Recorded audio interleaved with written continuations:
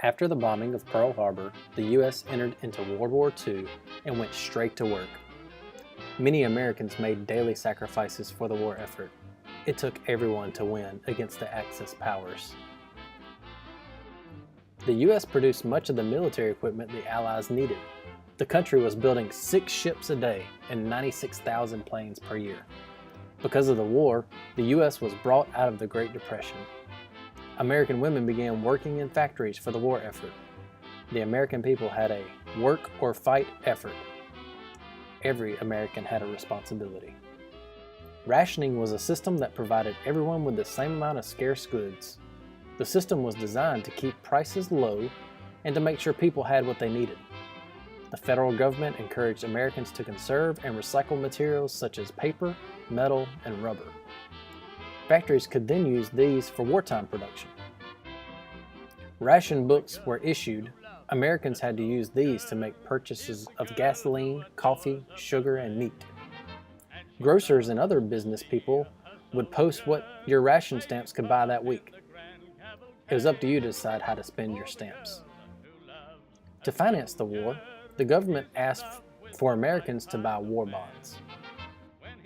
Bond drives where celebrities appeared were always very successful. War bond drives would bring in millions of dollars in bond pledges. The public paid roughly 2/3 of the face value of a war bond and received the full face value back after a set of number of years.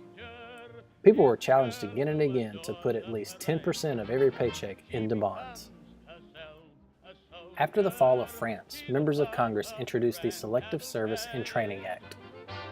This plan was the first peacetime draft in American history.